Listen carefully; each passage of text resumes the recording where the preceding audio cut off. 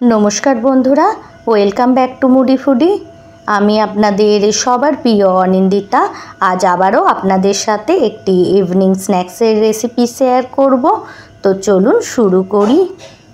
आज आमी आपनादेर साथे डिम और पेঁয়াজ दिए असम्भव मजार एकटी पकोड़ार रेसिपि शेयर करब। तो सबार प्रथम पकोड़ाटी बानाबार जोन्नो आमी पेঁয়াজ निये निয়েছি আর নিয়েছি কাঁচা লঙ্কা কুচি, গ্রেটেড আদা আর গ্রেটেড রসুন। তিনটে পেঁয়াজকে আমি ভালো করে ওয়াশ করে এই রকম লম্বা শেপ করে কাট করে নিয়েছি, সেটা আমি অ্যাড করে দিলাম। আর অ্যাড করলাম 1 কাপ বেসন আর 1 টেবিল স্পুনের একটু বেশি চালের গুঁড়ো। এখন আমি এর মধ্যে স্বাদ অনুযায়ী লবণ আর 1 টিস্পুন হলুদ গুঁড়ো অ্যাড করলাম।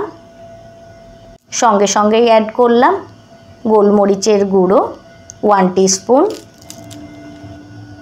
এখন একটু একটু করে জল দিয়ে এটিকে আমি মেখে নেব।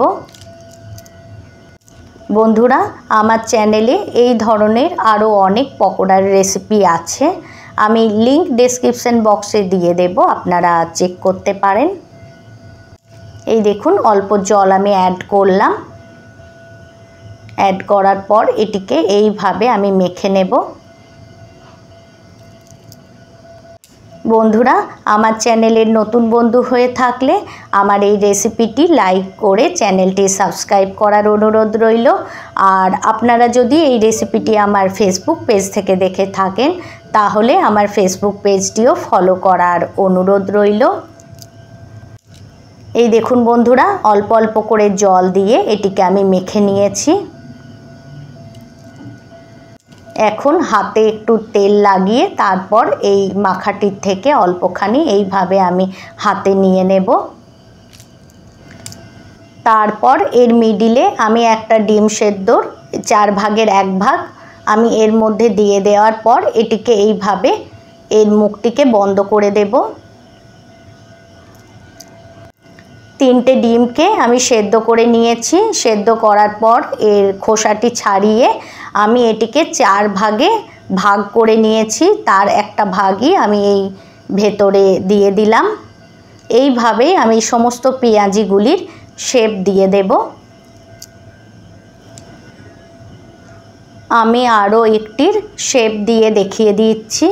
সেম প্রসেসে আমি এই পেঁয়াজিগুলিকে এইভাবে শেপ দিয়ে দেব। তারপর এগুলিকে আমি ডিপ ফ্রাই করে একটা প্লেটে ট্রান্সফার করে নেব। এইভাবে ডিম পেঁয়াজের পকোড়া বানালে আমি গ্যারেন্টি দিয়ে বলছি এর স্বাদ আপনারা কোনোদিনই ভুলবেন না।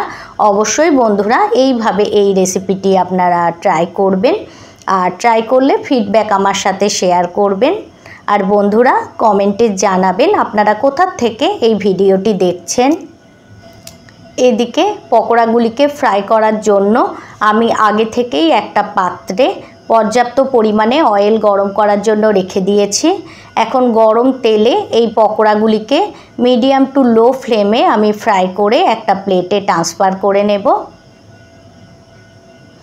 এই দেখুন বন্ধুরা, আমার একটা সাইড ফ্রাই হয়ে গেছে। এখন এগুলিকে আমি পাল্টি করে দেব। পাল্টি করে দিয়ে অপর সাইডটিকেও আমি ফ্রাই করে নেব। আর এই চামচের সাহায্যে একটু একটু করে গরম তেল এর ওপর থেকে দিয়ে দেব।